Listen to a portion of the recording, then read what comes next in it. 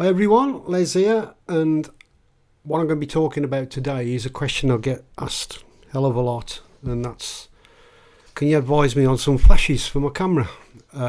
So, as it is a question I get asked a lot, I'm going to do a little video about it and really go over the do's and don'ts when buying any type of lighting for your camera.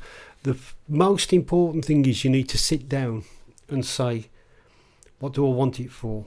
What do I want to do? Because that it really is the decision, apart from price as well, obviously on what you get and whether you're going to be pleased with it or whether you wish you'd have got something else.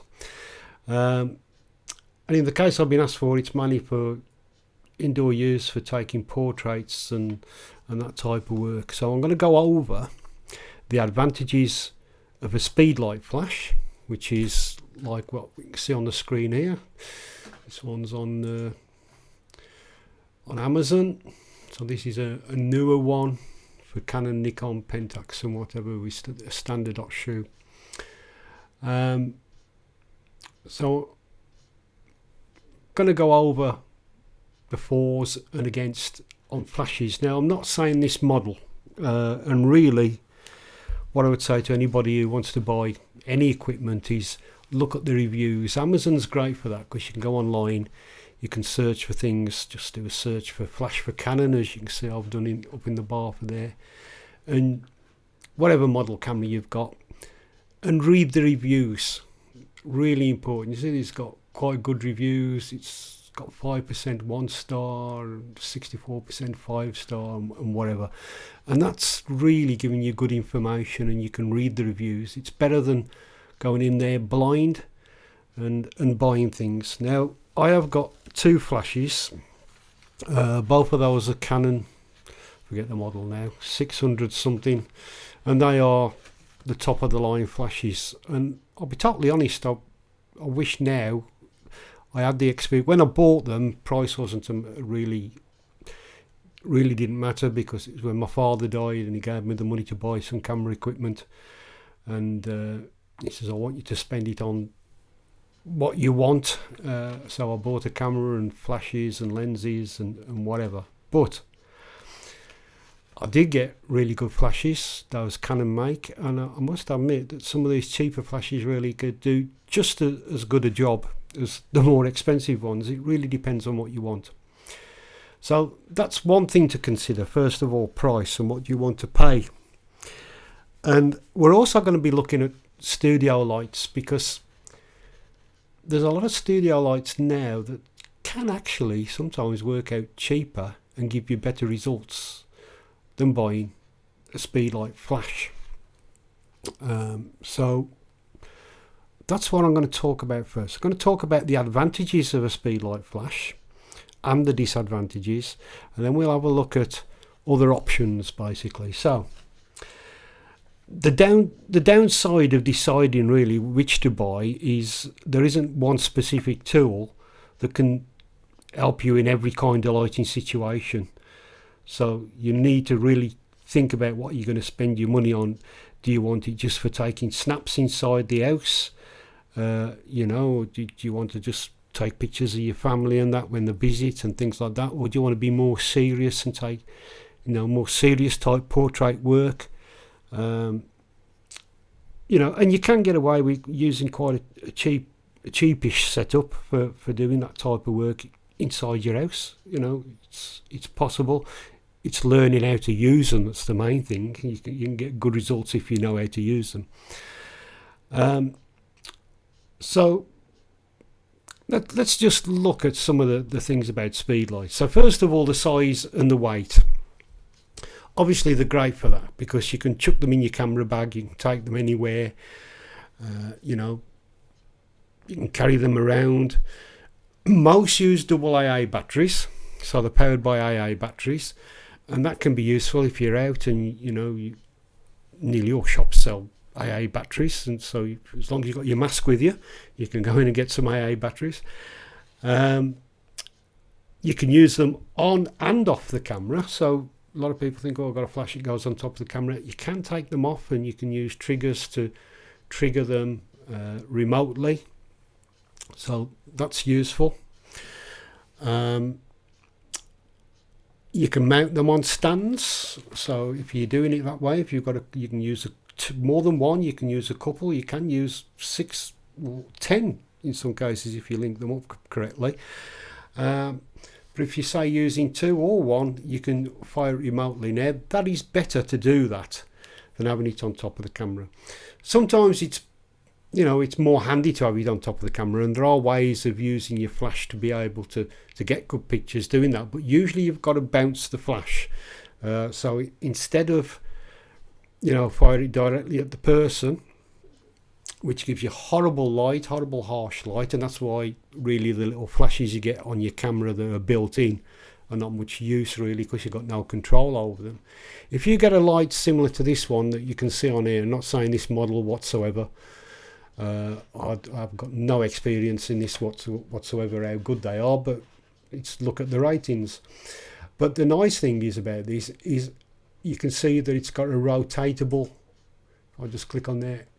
You can see that the head twists from side to side, and also it goes upwards and downwards, and that's handy if you've got it on top of the camera, because quite often people will use these, even wedding photographers will use them, to go to someone's house or on location or whatever, to take the bride before the wedding and things like that. Quite often use this setup, and to get a good shot on there you need to bounce it off the wall, so off the ceiling or off the wall. So you want it to be able to adjust, you want it to tilt upwards and sideways if possible. That's going to give you the best result. Now this also comes with a little remote control to fly your trigger. I'm not sure how that will work, but you can get, not sure with that one, but yeah, it's probably just a remote trigger which will fire your flash at the same time. So you've got that, and you've also got a little diffuser. Now this is where these flashes come down a little bit. Basically lighting, to get nice lighting, to get soft good lighting, the bigger the surface area of whatever you're using, the light or a modifier. This is a modifier because it modifies the light. So when I say modifier, it's anything that modifies the light coming out of whether it's a strobe or a flash, they're called modifiers. That modifier, which is a little softbox, makes the white area bigger, so it disperses the light. Now in some cases, I'm not trying to put people against flashes, because they do what they do, and they are, I will say, the cheaper option. Not always, we'll talk about that a bit later on, but what they'll do is they'll give quite harsh light unless you bounce the light and whatever. Now they can achieve that if you've got walls close to you that you can bounce and they happen to be white, because if they're not, you can bounce all nasty colours onto people as well. But that's the same for all flash. So you can bounce it off the ceiling or bounce it off the wall by tilting it, and that will give you nice soft light with less harsh shadows, so you can get great shots. And obviously if you can take them off the camera, even better. So if you've got one or more, if you take it off your camera and shoot at a different angle, then it's easier to diffuse the background shadow and all that type of thing and get nicer light. So all advantage in that respect. And you can use umbrellas and things to diffuse the light. So the bigger the diffuser, the better the light you're going to get. So the softer the light. You try to avoid harsh light. Now the problem is, if you're using a flash, is flashes aren't so powerful as strobe lights that you use in a studio, and therefore when you diffuse the light, quite often you're going to have to up the power on the flash. Now first of all, if you get a cheap flash, it may be low power, so obviously the higher the price, usually the more powerful they are, the more powerful light they are. But they all give the same light in one respect, that it's coming out of a very small, if we look at this flash on here, all flashes are basically the same. It's coming out of a small hole basically, so that is your light source, which is quite small. That's why it gives harsh light. So with the studio light, it's got a much bigger, rounder light, so straight away you're getting better light from a studio light than you get from flash. That's even without diffusing it. So that is the big downside. And if you diffuse the light, like I was saying, because it's much lower power, most flashes, the power on a flash is usually around 60 to 80 watts of power. So that's enough for inside doing that. But to get that amount of power, what you've got to think of is if you're diffusing the light to get softer light, that light's been thrown all over the place. So you need a more powerful light to get the right light for your exposure. And if you can't, then you've got to start up in your ISO and your camera messing about with settings. So to get the best shot, the more light you can get, the more power out of a flash, the better. So therefore, that if you're buying a flash, the higher power ones are better, but you're still getting that small light thing, so you've got to bounce the flash. And that means you're getting much less recycle time to start with. So if you've got if you're shooting a portrait of someone and you take a picture and you've got to bounce the light and you're using higher settings because you've got to put more power out to be able to do that, then what happens is you're using more power, so you're using more battery power. Your recycle time will be quite long, so you've got a few seconds before it charges up again so you can take another shot. So you're quite often waiting, and as your batteries drain, that becomes longer and longer. So these are all things to think about. Now, if you've only taken a few photos of the kids or family or whatever in the house, that's fine. But if you want to do more serious work, this is when it becomes a huge problem. Because really, you want something that's more powerful with a bigger light that can overcome all these problems. So what I suggest is, if you want to use flashes, and I say I'm not putting you against flashes, because I use flashes myself. I tend to use studio lights more, but I do still use these. Obviously, you can get them about wherever. I use them for macro work as well and all that type of thing. So they've got the uses, but you've got to think, what is the best buy for you? Now, I'm not really going to advise on makes. What I would say is, if you've got loads of money, buy the Canon one. And then again, I'm going to say, no, don't, because you can get just as good if you go for third-party makes. So I use newer equipment, and they are quite good. I don't know about this flash, I haven't used it, but that one's about £39. And if you go down and you look at inspired by your shopping trends, we've got other ones there. So we've got all these different models, all different prices, and basically do a search for Canon, make sure it's compatible. This one probably isn't 100% compatible. It will probably shoot, a lot of the cheaper flashes may not do what's called TTL monitoring, and that means it's like an automatic mode. I never use TTL, so to me that wouldn't be a problem. This flash would be fine and would do what I want it to do.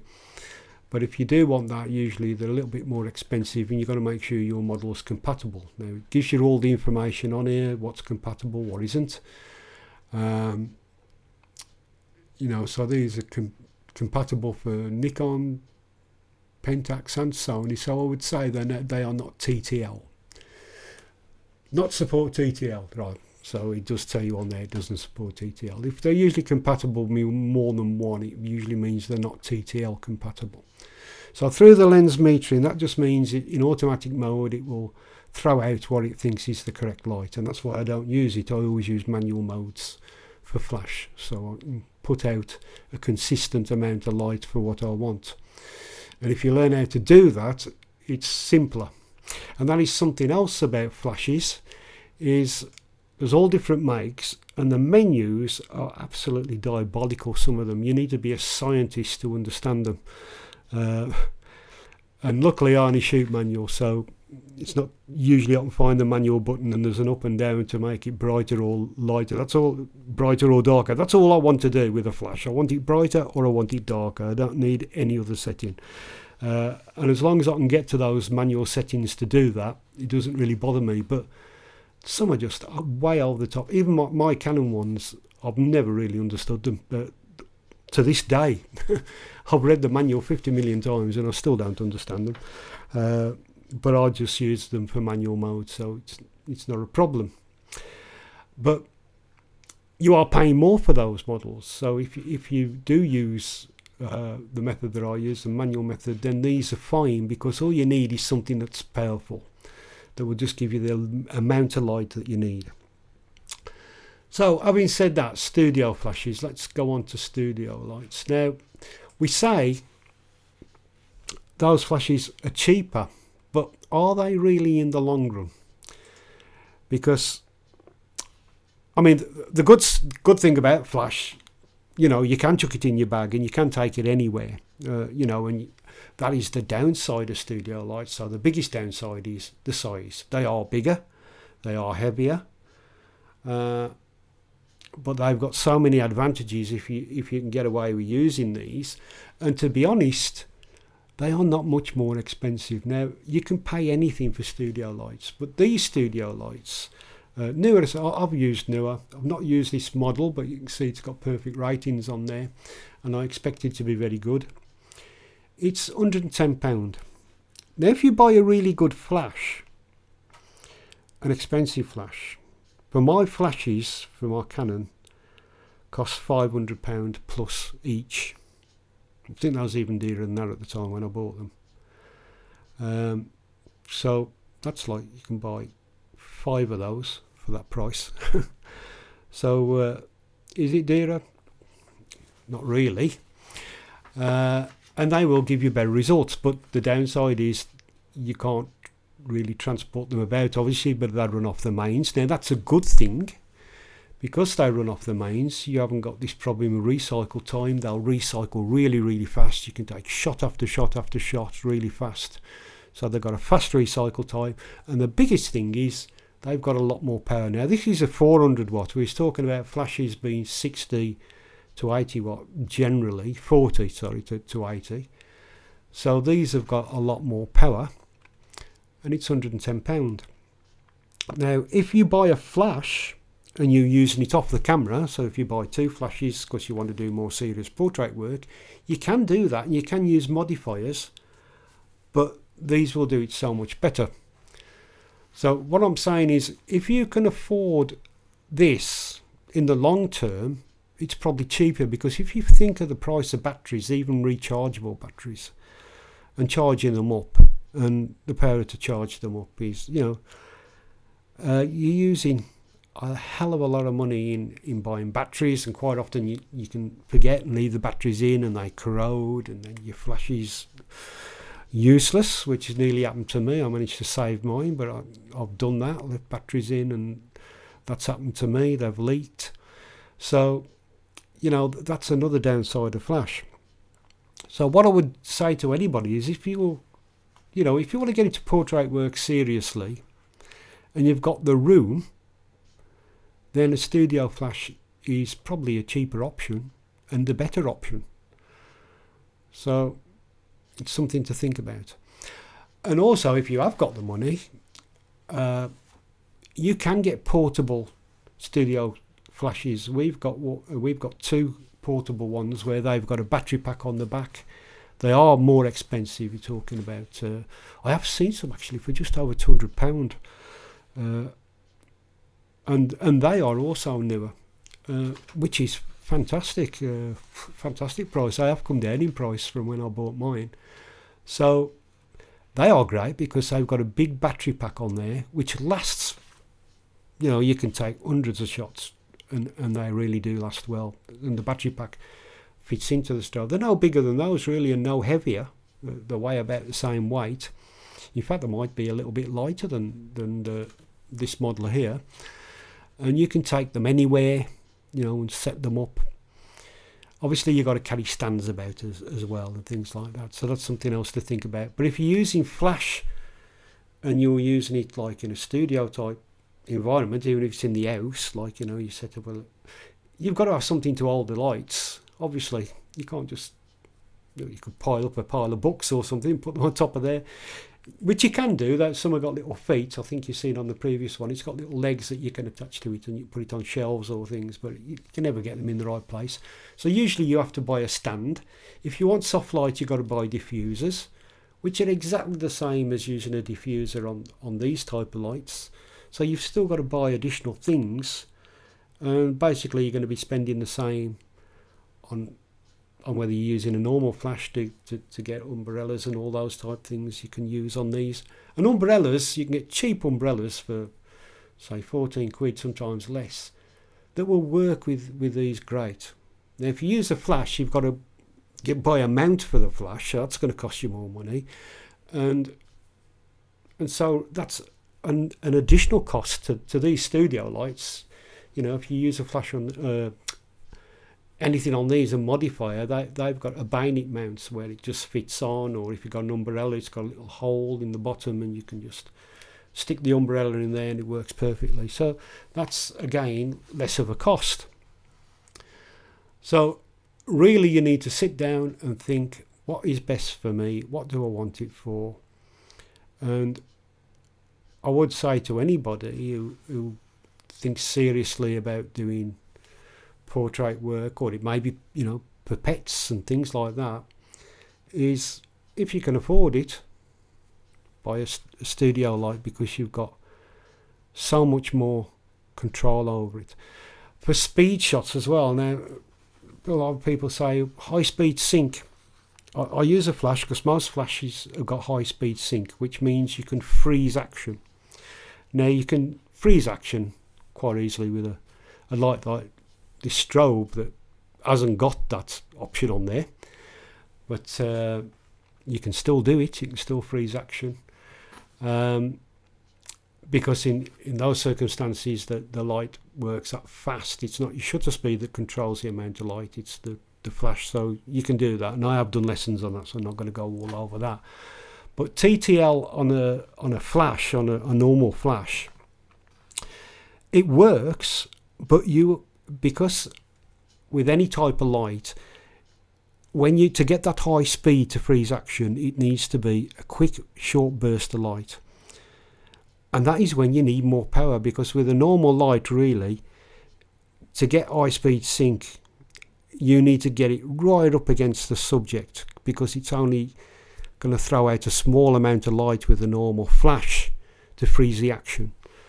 And it's the same thing with these big lights, but the thing is you've got more power there. So these on low power are throwing out 10 times the amount of light that, you know, you can do with a flash. And quite often people doing high speed sync with flashes have to buy 4 or 5 and mount them all together just to get enough light to actually freeze the action.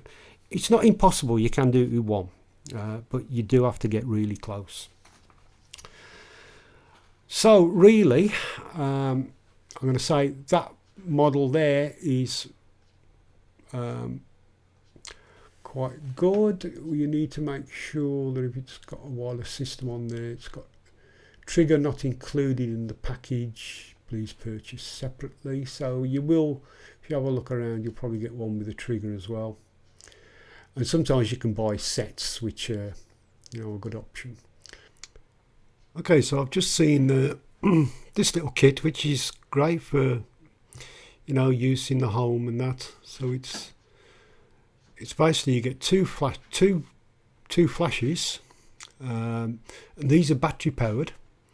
So these are very similar to the ones we got. So you've got a battery pack that fits in there, and they do last a long time. Those, it's not quite the same. Our batteries may be slightly different design, but they do last really well. These aren't quite as powerful as ours. I think ours are 400s, these are 300s. So all in all, you get 600 watts of power because you've got 2 lights. So it says 600 watt. They are not 600 watt individual lights. They are 2 300s, I think you'll find. Yeah. German engineered 300 watt flash. So includes a built-in trigger. Now that's really useful, and it's got 8 channels. Now looking at the trigger, it's just a very simple trigger, so you can't adjust the settings from your camera. You'd have to do it on the light. I actually prefer that. It just means you've got to walk to the light and set the power on the light, and then when you take a photo, whatever settings you've got on the lights, and they can both be different on each one, it will take the shot. And also you get 2 triggers, so you've got a spare, so that's handy, or 2 people can shoot. So this and it's a very basic trigger, so the nice thing about that is it will fit all types of camera. So the majority, I'm not too sure about Sony, you would have to ask about that. Sony sometimes uses a slightly different system for their flash, but I'd imagine it work with that. But definitely for Canons and Nikons and the main camera firms, you would be fine with this kit. And you get 2 soft boxes, you get 2 umbrellas, so that's really good. That's £314.99. So if you think about that price, and they are battery powered, so you can use them anywhere, you can't, I'm not thinking it's the same as ours, you can't use them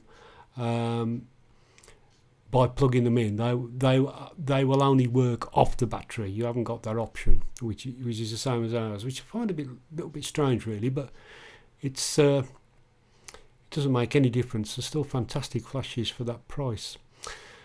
So that is a good buy that gives you 2 flashes. So remember, you're not getting 1, you're getting 2 for that price. I think I paid, ours are a slightly dearer model, but we paid that for 1 flash. So obviously it's a lot more expensive.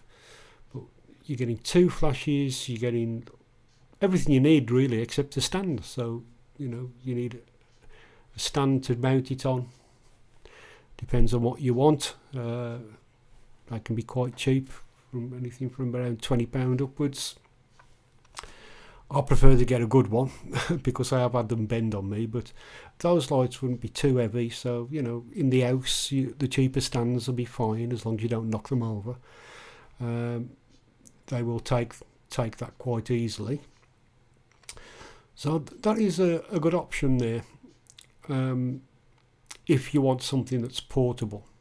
And obviously if you look for these kits, so it's a good idea to do that. If you want more than 1 light, you're going to get them cheaper buying them in kits than buying them individually. And you do find they're throwing extras like the umbrellas and things like that. Sometimes you can even get stands and things included. But I often think with stands and that, you're best buying the type you want. So that is a really good purchase. And if I was starting out and I wanted something just for the house, the power really isn't really powerful enough for a studio. Having said that, it just depends on how close you get the lights, but for a big studio they would struggle. You want really 400 to 600 watt powered lights for that type of situation, but they'll still do a hell of a lot with that. And you can also just buy another single light which would give you 900 watts of power.